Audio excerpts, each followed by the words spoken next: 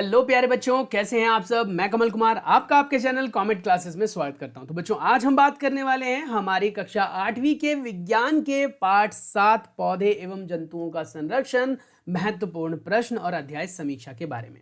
अगर आप लोगों ने इस पाठ को ध्यान से पढ़ लिया है, सुन लिया है, समझ लिया है, तो बेटा इन प्रश्नों के उत्तर आप आसानी से दे सकते हो जो मैं अभी आप लोगों के साथ शेयर करने वाला हूं। लेकिन अगर नहीं पढ़ा है, मान लो अभी भी आपकी तैयारी ढंग से नहीं हो पाई है, तो आपने बस अध्याय समीक्षा जो मैं आज आप लोगों के साथ शेयर करने वाला हूं, इसे ध्यान से सुन लेना है। जो प्रश्न मैं आप लोगों के साथ शेयर करने वाला हूं, उसे ध्यान से सुनकर समझकर याद रखना है। पेपर में बस उल्टियां करके आनी है, उड़ेल देना है उस ज्ञान को जो आज आप लोग भरने वाले हैं। चलिए सीखने और समझने वाले हैं आज के इस पाठ को, पौधे एवं जंतुओं का संरक्षण, एनसीईआरटी बुक, इंपॉर्टेंट क्वेश्चंस। लेकिन उससे पहले अध्याय समीक्षा पढ़ लेते हैं। अध्याय समीक्षा मतलब अध्याय में आपने जो कुछ भी पढ़ा है उसका एक शॉर्ट समराइज फॉर्म। कहता है क्या कि निश्चित उद्देश्य की पूर्ति के लिए वनों का संतुलन नष्ट कर देना वनोन्मूलन कहलाता है। सबसे ज्यादा इंपॉर्टेंट जो आप कह सकते हो ना डेफिनेशन बेटा, वो इस पाठ में यहीं से आता है, यहीं से आता है। कहता है क्या कि जब हम अपनी जरूरत को पूरा करने के लिए जरूरत से ज्यादा वनों की कटाई कर देते हैं तो उसे वनोन्मूलन कहते हैं। वनोन्मूलन का निश्चित परिणाम हो सकता है क्या क्या, देखो निम्नलिखित परिणाम हो सकते हैं। इनमें पृथ्वी का ताप बढ़ाने की क्षमता होती है, अगर वन कट गए तो ताप बढ़ जाएगा। वायुमंडल में कार्बन डाइऑक्साइड की मात्रा बढ़ जाएगी बेटा, यहां पर लिखा हुआ है देखो। और ग्रीन हाउस जैसे गैस बढ़ जाएंगे। भौम जल स्तर कम हो जाएगा और इसकी वजह से प्राकृतिक संतुलन बिगड़ जाएगा। पृथ्वी के ताप में वृद्धि से जल चक्र का संतुलन बिगड़ता है बेटा, ये याद रखना। और वर्षा की जो दर होती है बेटा, उस पर भी असर पड़ता है, जिसके कारण सूखा पड़ सकता है। समझ में आया? क्या हो सकता है बेटा? सूखा पड़ सकता है, ये याद रखना है आपने। उसके बाद अगला प्रश्न जो आपसे पूछ रहा है वो कह रहा है कार्बन डाइऑक्साइड गैस पृथ्वी द्वारा उत्सर्जित ऊष्मीय विकिरणों को ग्रहण कर लेता है। ये याद रखना बेटा, जिसकी वजह से होता क्या है कि हमारा जो तापमान है वो बढ़ जाता है। उसके बाद अगला है धीरे धीरे उर्वरक भूमि मरुस्थल में परिवर्तित हो जाने के प्रक्रम को मरुस्थलीकरण कहते हैं। मरुस्थलीकरण बेटा एक प्रक्रिया है जिसमें जो उपजाऊ जमीन होती है हमारी, वो उपजाऊ जमीन धीरे धीरे किस में बदल जाती है बेटा? किस में बदल जाती है? मरुस्थल में बदल जाती है। किस वजह से? हमारे आसपास के तापमान के बढ़ने की वजह से ऐसा होता है। समझ में आ रहा है? उसके बाद अगला प्रश्न, वह क्षेत्र जहां जंतु एवं उनके आवास किसी भी प्रकार से विक्षोभ से सुरक्षित रहते हैं, उन्हें हम क्या कहते हैं बेटा? आवास कहते हैं। क्या कहते हैं? आवास। आवास एक ऐसा स्थान होता है जहां पर आप सुरक्षित रहते हो, स्वस्थ रहते हो। प्राणी जात क्या है? किसी विशेष क्षेत्र में पाए जाने वाले, किसी विशेष क्षेत्र में पाए जाने वाले पौधे, जंतु, सूक्ष्म जीव को हम उस जगह की प्रजातियां या फिर प्राणी जात कहते हैं। प्रजातियां एक विशेष क्षेत्र में पाई जाती हैं और उसको हम प्रजाति भी कहते हैं बेटा, और प्राणी जात भी कह देते हैं। अगला प्रश्न है वनस्पति जात। अब ये क्या है? किसी क्षेत्र में पाए जाने वाले पेड़ पौधे और कह सकते हो उस क्षेत्र के वनस्पति जात कहलाते हैं। पेड़ पौधे वनस्पति जात और जंतु वगैरह प्राणी जात। ठीक है। उसके बाद अगला है बेटा पौधे एवं जंतु की स्पीसीज जो किसी विशेष क्षेत्र में पाई जाती है, उसे हम क्या कहते हैं? उस क्षेत्र के स्पीसीज कहते हैं। यदि किसी जंतु का आवास बाधित होता है तो उस जंतु का अस्तित्व खतरे में पड़ जाएगा। जैसे मान लीजिए हमारे थल वाले रीजन में बेटा, जैसे मान लीजिए जहाँ पर हम रहते हैं वहाँ पर जल ही जल हो जाए और बाढ़ आ जाए, और ये बाढ़ कभी खत्म ही ना हो, मतलब बाढ़ आ ही जाए, पानी भरा ही रहे, तो बेटा हमारा जीवन खतरे में पड़ जाएगा। बहुत सारी बीमारियां होंगी और बहुत सारे लोग मारे जाएंगे। संरक्षित वन भी वन्य जंतुओं के लिए भी पूर्ण रूप से सुरक्षित नहीं है, क्योंकि इनके पास आसपास में जो रहने वाले लोग होते हैं कहीं ना कहीं उसे बाधित करते रहते हैं। भारत का सर्वप्रथम आरक्षित वन सतपुड़ा राष्ट्रीय उद्यान है। ये बेटा बहुत ज़्यादा इंपॉर्टेंट प्रश्न है। कोई आपसे पूछ ले कि भैया कौन सा ऐसा उद्यान है जहाँ पर आप कह सकते हो सबसे पहला प्रथम आरक्षित उद्यान है वो, तो वो सतपुड़ा का राष्ट्रीय उद्यान है। प्रोजेक्ट टाइगर या बाघ परियोजना क्या था? इस परियोजना का उद्देश्य था बेटा बाघों को संरक्षण प्रदान करना और अपने देश में बाघों की उत्तरजीविता एवं संवर्धन करना, यानी प्रजनन कराने में मदद करना, जिससे कि बाघों की मात्रा को यानी कि उसकी जो संख्या है उसको नियंत्रित किया जा सके। वे जीव जो धीरे धीरे विलुप्त होते जा रहे हैं उन्हें हम संकटापन्न जंतु कहते हैं। नाम से पता लग रहा है यार, संकटापन्न, संकटापन्न मतलब जिनके ऊपर संकट आ चुका है, तो संकटापन्न जंतु कहते हैं।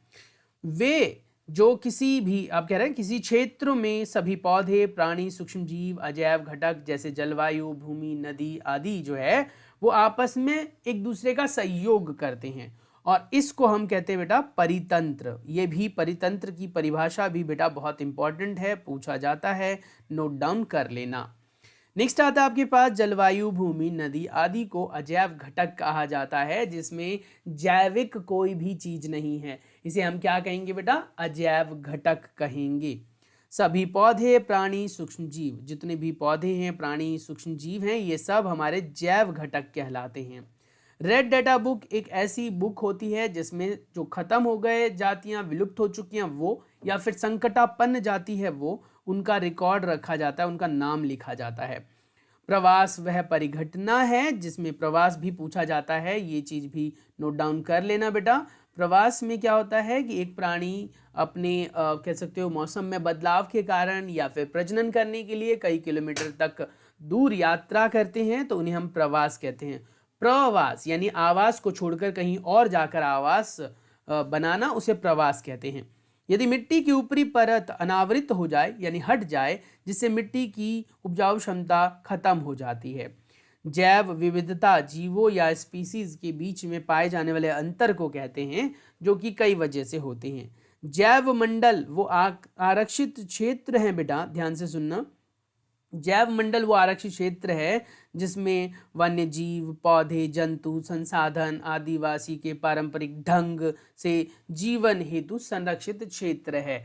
यानी कि यहाँ पर लोग भी रहते हैं, जीव जंतु भी रहते हैं और पौधे भी होते हैं बेटा। स्पीसीज पढ़ लिया, अभ्यारण्य पढ़ लिया, राष्ट्रीय उद्यान पढ़ लिया, ये तीनों के तीनों आप जो है वो ऊपर भी पढ़ चुके हो। स्पीसीज क्या होता है? कहते हैं सजीवों की समष्टि, वह समूह जो एक दूसरे के अंतर जनन करने में सक्षम हो। अंतर जनन मतलब आपस में जनन करने के लायक हो।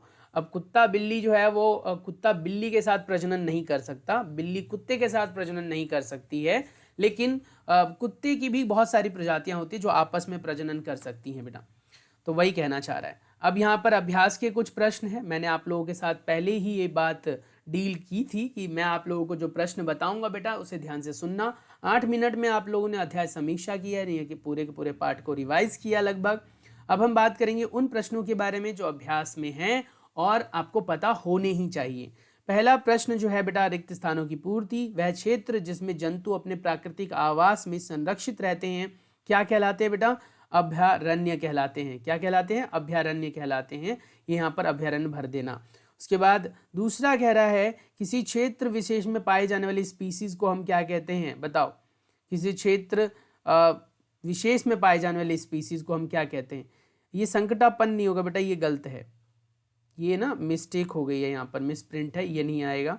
प्रवासी दूर क्षेत्रों में परिवर्तन के कारण पलायन करते हैं। जलवायु क्षेत्रों से जलवायु परिवर्तन, ये ठीक है, पहला भी ठीक है, ये भी ठीक है, लेकिन बीच वाला गलत है। किसी क्षेत्र विशेष में पाई जाने वाली स्पीसीज डैश कहलाती है। हमने पढ़ा है ना, किसी क्षेत्र विशेष में पाए जाने वाली स्पीसीज क्या कहते हैं? जो अंतर, तो उन्हें हम स्पीसीज ही कहते हैं, उन्हें स्पीसीज ही कहते हैं। तो यहाँ पर स्पीसीज ही भर देना आप।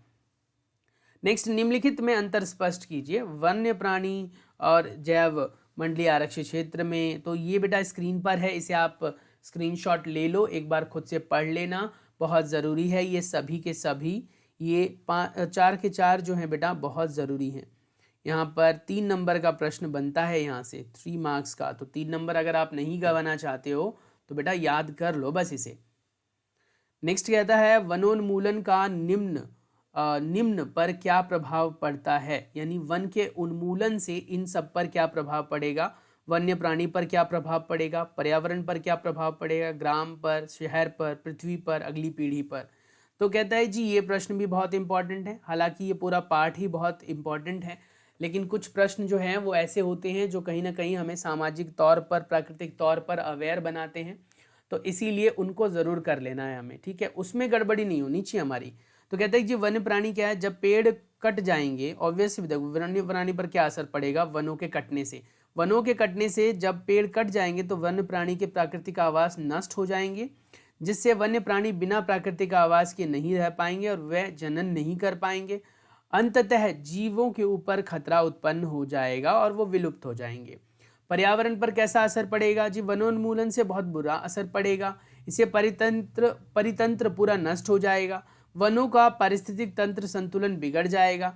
ये पारिस्थितिक तंत्र संतुलन करने के लिए कार्बन डाइऑक्साइड को अवशोषित करते हैं, यानी कहने का मतलब कार्बन डाइऑक्साइड की मात्रा को न कह सकते हो संतुलित करते हैं और ऑक्सीजन छोड़ते हैं। यदि वन नष्ट हो गए तो तंत्र नष्ट हो जाएगा, जिससे कि वायुमंडल में कार्बन डाइऑक्साइड की मात्रा बढ़ जाएगी। पर्यावरण पर यह असर पड़ा। ग्राम पर क्या असर पड़ेगा भैया, गांवों पर वनोन्मूलन का प्रभाव गांवों पर भी पड़ेगा। बहुत तेजी से मृदा का अपरदन होगा, मृदा अपरदन से भूमि की उपजाऊ क्षमता कम हो जाएगी, वनोन्मूलन से बाढ़ और सूखा का खतरा बना रहेगा और जिसकी वजह से कृषि पर असर पड़ेगा। उसके बाद शहर पर क्या पड़ेगा, तो कहता है जी शहर पर इससे बाढ़ बनेगा, सूखा बढ़ेगा, गांव ही नहीं अपितु शहर में भी बुरा प्रभाव देखने के लिए पड़ेगा। खाने पीने की वस्तुओं में अभाव आ जाएगा, साथ ही कह सकते हो प्राकृतिक आपदाएं भी हम पर खतरा बना देगी। पृथ्वी पर जलवायु चक्र जो है वो गड़बड़ हो जाएगा, पृथ्वी पर पारिस्थितिक तंत्र को नुकसान पहुंचेगा और आप कह सकते हो कि पृथ्वी पर खतरनाक जो गैसें हैं वो भर जाएंगी और पृथ्वी का ताप भी सामान्य नहीं रहेगा। अगली पीढ़ी पर क्या बढ़ेगा भैया, जब हम सभी नहीं रहेंगे तो पीढ़ी कहाँ से आएगी। वही कहता है वन पृथ्वी पर मौजूद वनस्पति प्राणी जात के संरक्षण और आवास प्रदान करता है, वनों के नष्ट होने के साथ साथ ये भी नष्ट हो जाएंगे, जिससे हम अगली पीढ़ी को कुछ नहीं दे पाएंगे। वनों के नष्ट होने से अगली पीढ़ी की परिस्थिति पर आप कह सकते हो खतरा पैदा हो जाएगा और मुश्किलें होंगी। क्या होगा यदि हम वृक्षों की कटाई करते रहें, क्या होगा यदि किसी जंतु का आवास बाधित हो, क्या होगा यदि मिट्टी की ऊपरी परत अनावृत हो। इन सभी के उत्तर आपके पास स्क्रीन पर हैं बेटा, इसको आप पढ़कर याद कर सकते हो। और ये संक्षेप में उत्तर वाले जो प्रश्न है बेटा ये आप खुद कर लेना, स्क्रीन देख लो, ये आप कर सकते हो, ये सब आपके पेपर में आ सकते हैं। नेक्स्ट आता है अतिरिक्त प्रश्न, इनमें से किसी प्रश्न का उत्तर ना आए तो मुझे बता देना। वनोन्मूलन क्या है, पढ़ लिया हमने। सूखा पड़ने से क्या होगा, ये भी पढ़ लिया। उस गैस का नाम बताइए जो कि कहीं ना कहीं कह सकते हो पृथ्वी द्वारा उत्सर्जित उष्मीय विकिरणों को ग्रहण करता है, कार्बन डाइऑक्साइड है बेटा, जिससे कि ग्लोबल वार्मिंग बढ़ती है। मरुस्थलीकरण किसे कहते हैं, धीरे धीरे भूमि में जो कहते हैं उपजाऊ मिट्टी की कमी होना और मरुस्थलीकरण बन जाता है। अभ्यारण्य किसे कहते हैं, वह क्षेत्र जहाँ जंतु के आवास किसी विक्षोभ से सुरक्षित रहता है। जैव विविधता का क्या अर्थ है, जैव विविधता का मतलब होता है कि क्षेत्र में पाए जाने वाले विभिन्न प्रकार के जीव होते हैं। वनस्पति जात क्या है, यानी कि किसी विशेष क्षेत्र में पाए जाने वाले पेड़ पौधे को वनस्पति जात कहते हैं। प्राणी जात क्या है, किसी विशेष क्षेत्र में पाए जाने वाले प्राणी को प्राणी जात कहते हैं। विशेष क्षेत्र स्पीसीज किसे कहते हैं, जो विशेष क्षेत्र में पाए जाने वाले पेड़ या पौधे होते हैं या फिर जीव जंतु होते हैं उन्हें विशेष क्षेत्र स्पीसीज कहते हैं। क्या होगा किसी जंतु का आवास बाधित हो जाए, तो भैया जंतु का जो जीवन है वो खतरे में पड़ जाएगा। भारत का सबसे प्रथम आरक्षित जो वन था वो कौन सा था, तो ये सतपुड़ा राष्ट्रीय उद्यान था। प्रोजेक्ट टाइगर से क्या हुआ था बताइए, प्रोजेक्ट टाइगर से टाइगर जो है, बाघ जो है, उसकी मात्रा को नियंत्रित करना था। परितंत्र क्या है, किसी क्षेत्र में प्राणी, पेड़ पौधे, जीव जंतु, नदी नाले ये सब आपस में एक दूसरे पर निर्भर रहते हैं, इन्हें हम परितंत्र कहते हैं। अजैव घटक किसे कहते हैं, वो घटक जो जैविक नहीं है, जैसे कि मिट्टी हो गई, नदी हो गई, पानी हो गया बेटा, ये सब। जैव घटक वो होते हैं जो जीवित होते हैं, पेड़ पौधे, जीव जंतु, प्राणी, ये सब हो गए। रेड डाटा बुक एक ऐसी बुक होती है जिसमें विलुप्त प्राणी, साथ ही बेटा कह सकते हो कि जो प्राणी खतरे में आ रहे हैं उनका नाम लिखा जाता है। प्रवास से आप क्या समझते हैं, जब कभी भी जलवायु में परिवर्तन होता है तो एक जीव अपने आप को सुरक्षित संरक्षित रखने के लिए एक जगह से दूसरी जगह तक चला जाता है, जिसे हम प्रवास कहते हैं। क्या होगा यदि अगर मिट्टी की ऊपरी परत खत्म हो जाए, तो भैया उपजाऊ क्षमता खत्म हो जाएगी, जिसकी वजह से सूखा पड़ जाएगा और सूखा पड़ने से बेटा वहाँ बाढ़ हो जाएगी। और सूखा पड़ने से बाढ़ कैसे होगी, कुछ भी बोल रहा हूँ मैं, अरे मतलब सूखा पड़ जाएगा तो वहाँ पर मिट्टी जो है वो मरुस्थल में बदल जाएगा। अंतर स्पष्ट आप खुद कर लेना। अतिरिक्त प्रश्न में वनोन्मूलन के कारण पूछ रहा है, कृषि से क्या होगा, इन सब से। तो ये प्रश्न आप स्क्रीन को रोक रोक कर स्क्रीनशॉट ले सकते हो। 15 मिनट की वीडियो थी और मैंने काफ़ी क्वेश्चंस कवर करने की कोशिश की, नहीं हो पाए तो बेटा खुद से एक बार करके देखना, फिर भी नहीं हो पाए तो मुझे कमेंट कर देना। चले मिलते हैं नेक्स्ट वीडियो में, टेक केयर, बाय बाय।